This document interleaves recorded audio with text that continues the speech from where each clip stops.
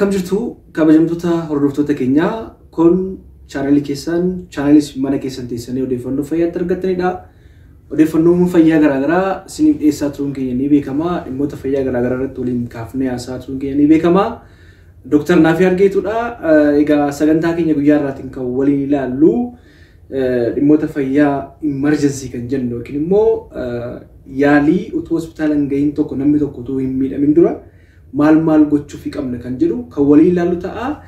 Tarii namoonni haran gara YouTube channel koo dhuftan yoo jiraattan baga nagaan dhuftan isin jecha achumaan YouTube channel keenya subscribe godhaa maamila ta'aa isin jenna.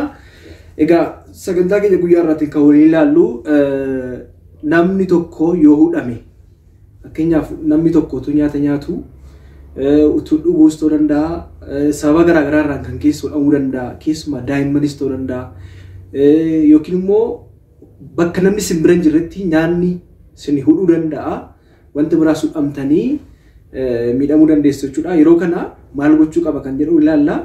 Akkuma beekamu ujummoon qilleensaa keenyaa fi ujummoon nyaataa ujummoon qilleensaa gara fuulduraa yommuu argamu ujummoon nyaataa dudduubaan jira jechuudha. Kanaaf nyaanni ujummoo nyaataa keessa darbu sun yoo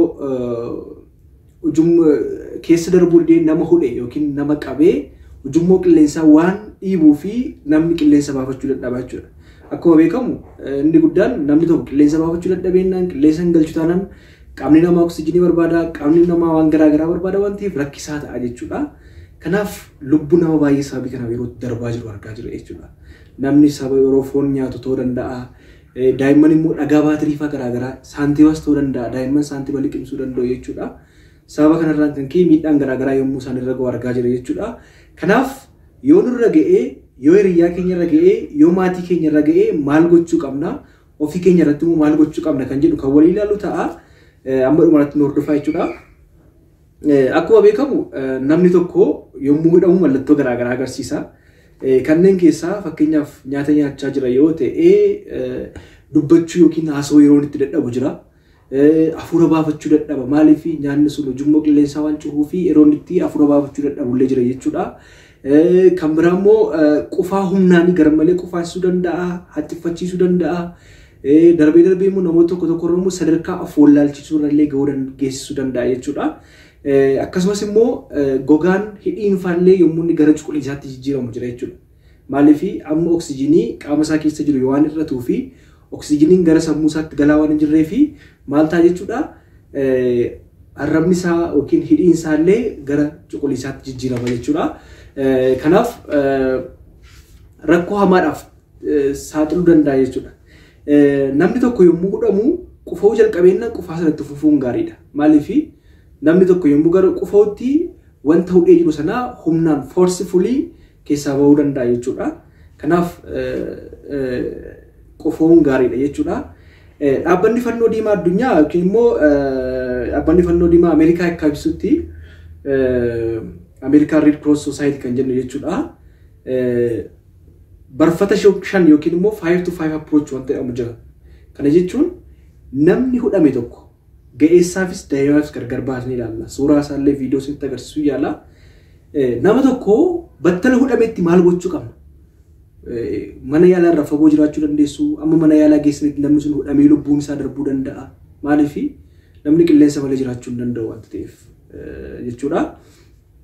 Maal gochuu qabna? Nama guddaaf yoo ta'e dugduuba isaa dhaabachuu qabna. Cina isaa yookiin immoo cinaaf dudduuba nama sanaa dhaabbannee maal gochuu qabna? Jalqaba irratti akkuma argaa jirtanii cina isaa dhaabbannaa. Erga cina isaa dhaabbannee maal goona namni suni mudhii isaatti akka jallatu akkuma suuraa irratti argaa jirtanii nama sana cina isaa erga dhaabbannee booda xiqqoo ishee mudhiitti akka inni gara fuulduraatti jallatu goona. Erga akka inni jallatu goone booda maal goona jechuudha? Barruu harka keenyaa tokkoon naannoo laphee isaa qabnee barruu harka keenyaa isa dudduubaa akkuma argaa jirtanii 5 gatiitti isaa gara gadii yookiin immoo dugda isaa gara olii yeroo 5 rukutuu jechuudha. Yeroo 5 suuta jennee rukutuu dudduuba isaa jechuudha. Akkuma argitanii yeroo 5 dudduuba isaa rukutuu qabna. Akkuma suuraa asirratti argaa jirtan jechuudha.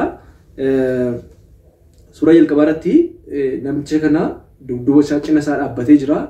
Harka isaa kanaan 5 rukutuu jechuudha. Lammaffaaratti immoo abdominal thrust maneuver kan jennu jira. Abdominal thrust maneuver kan jennu immoo maalidha? Kana gochuuf immoo akkuma suuraa argitanii namoota dhabe sana booda miila keenya tokko gara fuulduraatti dursuun dhaabachuu qabna. Akkuma argaa jirtan miila keenya tokko gara fuulduraatti dursee dhaabannee isa booda maal goona harka keenya tokko aboottifachuudhaan inni akkuma argaa jirtan jechuudha. Inni aboottifannaa harka keenya erga aboottifannee booda naannoo qara laphee isaa jala ofitti qabnee akkuma argaa jirtu baay'een keessan jennee yeroo jaanga kudhanii ofitti qabuun ofitti bubbutu jechuudha. Harka keenyaan akkuma argaa jirtanii suuraarra jechuudha. Dudduuba isaa dhaabannee miila keenya tokko immoo dursinee jechuudha.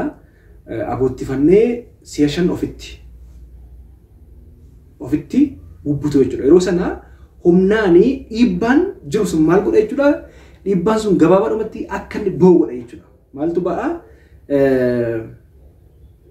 Nyaati hudheeru suni akka inni ba'u godha gara fuulduraatti jechuudha. Kun tooftaa gaariidha. Suuraa isaarraa akkuma sirriitti argaa jirtan jechuudha.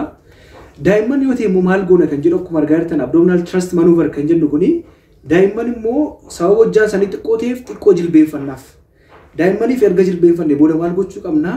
Jilbeenfannee isaanis harka keenya xiqqoo aboottifachuudhaan maal goona ofitti bubbutu jechuudha. Seeshan haala kanaan isaaniin oolchuu hin dandeenya jechuudha. Gaba biraatiin immoo namni tokko heimlich maneuver kan jennu sana akkuma jalqaba isin jenne sana kan qara laphee jala harka aboottifatanii qaban sana ofirratti shaakaluun ni danda'ama. Namni hudhame tokko akkuma suuraan argaa jirtan kana ilaalaa argaa jirtu harka isaa akkamitti akka inni godhee jiru isa booda maal godhaa of bubbutaa jechuudha. Harka isaa mudhii isaa xiqqoo jallatee jechuudha. Akkas gochuudhaan nama hudhame baraaruu hin danda'ama. Daa'imman umuriin isaanii tokko gadi yoo hudhamte maal gochuu qabna kan jedhu immoo ilaalla. Jalqabaa daa'imman umuriin isaanii waggaa tokko ol ta'anii fi jilbeenfannee fi ofitti bubbutuu dandeenya jechuudha. Daa'imman umuriin isaanii waggaa tokko gadi ta'eef maal gochuu qabna kan jedhuu fi akkuma suuraan argitanii taa'umsarra taa'uu qaba. Dubartiin tokko yookiin immoo dhiirris haa ta'u taa'umsarra erga taa'e booda daa'ima sana ciqlee tokkorraa mataa ishee laphee isheen gadi gochuun ciibsu akkuma argaa jirtan jechuudha. Argaa jirtu laphee isheedha gadi godhee ciibsu isa booda achi booda barruu harka keenyaa isa gara jabaa fayyadamuun dugda daa'ima sanaa keessa suuta jennee yeroo sharrukutu jechuudha. Isinii galeera miti isa booda hin ba'a jechuudha. Kuni pireesharii yookiin immoo dhiibbaa uumuudhaan akka inni ba'u godha jechuudha. Sababa kanaaf maal gochuu qabna? Namni kamiyyuu sababa kanarraa kan ka'e lubbuun isaa darbuun qabu. Upper airway obstruction jenna jechuudha. Kana jechuun ujummoon dhiigaa sun waan cufamuu fi miidhaa irraan ga'uu danda'a. Kanaaf akkasittiin ofii keessan irratti illee shaakalaa hiriyoota keessan maatii keessan illee yoo nama hudhame argitan sababa garaa garaan kan ka'e namni tokko hudhamuu danda'a waan ta'eef haala kanaan baraaruun hin danda'ama jechuu barbaadeen fayyaa malee egaa fayyaan waan hundumaati. Odeeffannoo fayyaa isiniif kennaa jirutti baay'een keessan akkasiin gammadan abdii guddaan qaba. Subscribe, share nuuf godhaa namoota baay'ee biraan nuuf ka'a. Hamma dhumaatti odeeffannoo fayyaa isin biraan ga'uun keenyatti fufaa. Baay'een isin jaalladha, baay'een isin kabajaa, ulfaadhaa.